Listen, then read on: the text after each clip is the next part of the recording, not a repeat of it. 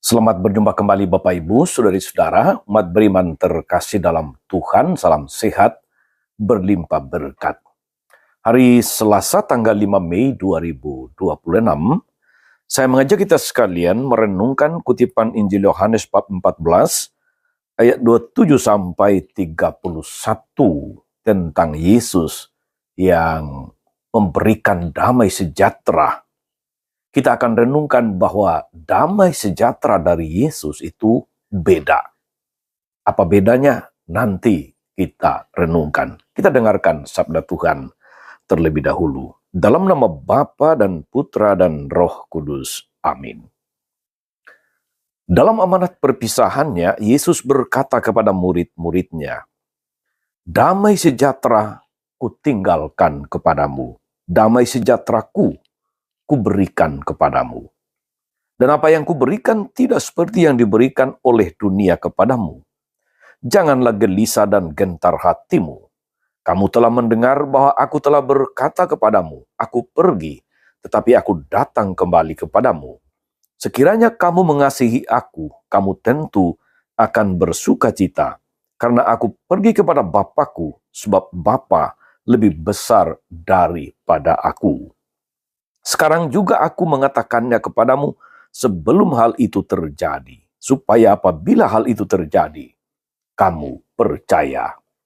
Tidak banyak lagi aku berkata-kata dengan kamu, sebab penguasa dunia ini datang. Namun, ia tidak berkuasa sedikit pun atas diriku.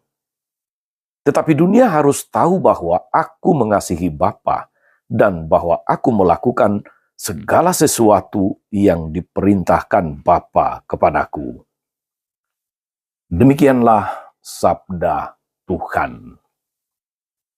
Bapak Ibu Saudari-saudara, umat beriman terkasih dalam Tuhan. Damai sejahteraku kutinggalkan bagimu, damai sejahteraku kuberikan kepadamu.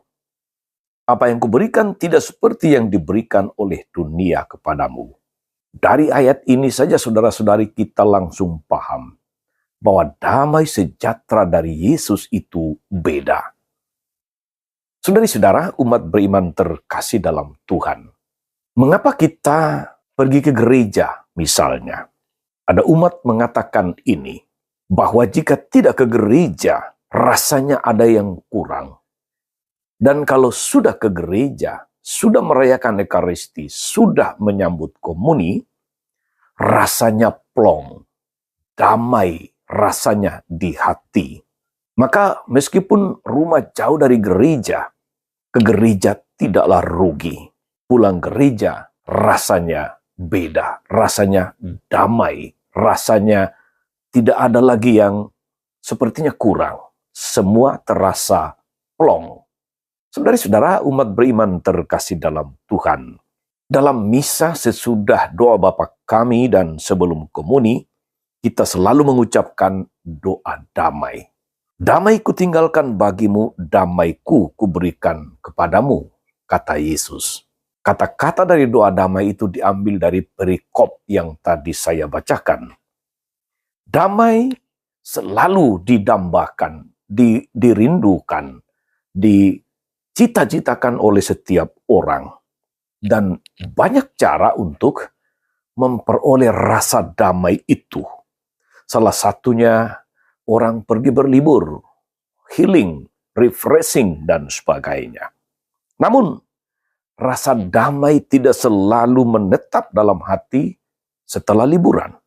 Setelah healing itu, perasaan-perasaan lama seperti egois, khawatir, sedih, mulai nampak kembali. Namun, Tuhan Yesus tahu bahwa kita merindukan kedamaian dalam hidup. Maka ia menawarkan damai itu. Damai dari Yesus itu beda. Rasa damai mengalahkan segalanya termasuk penderitaan. Mengapa damai yang ditawarkan oleh Yesus itu berbeda dengan damai yang ditawarkan dunia? Menurut pandangan dunia, damai itu adalah absennya atau tidak adanya perang. Damai itu adalah tidak perlu berjuang. tidak perlu menghadapi pengorbanan diri, tidak perlu memikul salib. Damai itu kalau kita sejahtera dan tidak perlu bersusah payah, itu bukan damai yang ditawarkan Yesus. Damai yang ditawarkan Yesus, saudari-saudara, justru sebaliknya.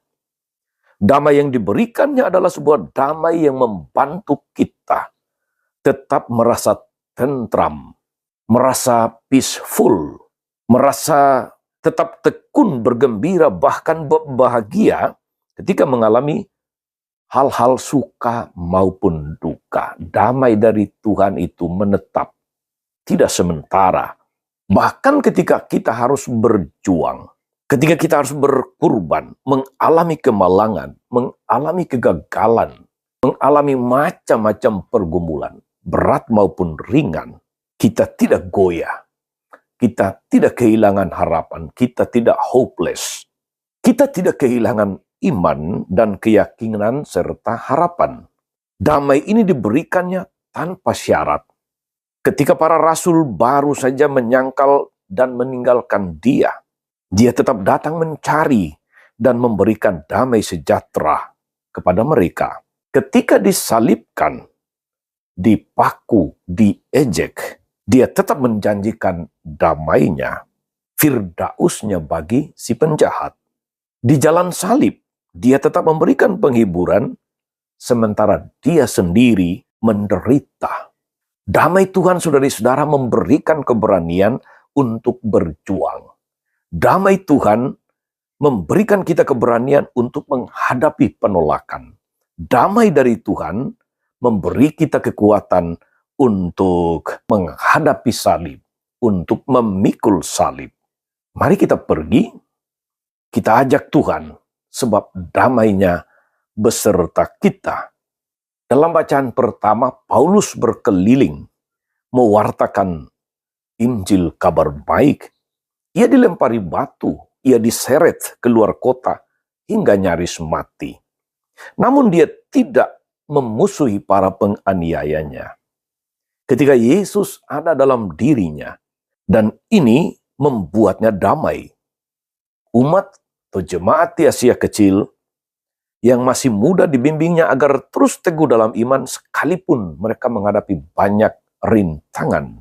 Buahnya adalah pintu iman dibuka Tuhan bagi bangsa-bangsa lain. Kita pun bisa berbuat yang sama. Damai di hati tidak akan membuat kita membenci orang lain, malah membuat orang lain kagum akan kematangan iman kita.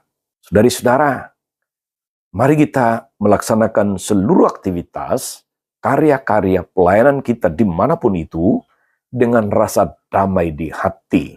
Ketika hati kita damai, seluruh pelayanan kita juga akan membawa damai sejahtera kepada banyak orang. Tuhan Yesus memberkati. Amin.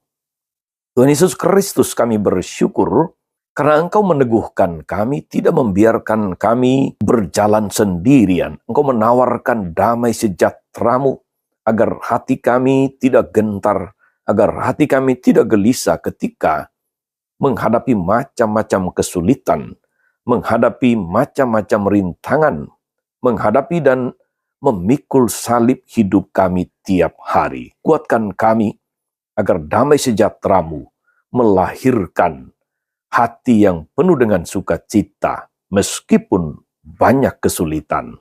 Semoga damai yang Engkau anugerahkan kepada kami meneguhkan kami untuk berjalan, membawa damai sejahtera di dalam setiap aktivitas pelayanan kami dimanapun. Terpujilah Engkau Tuhan sepanjang segala masa.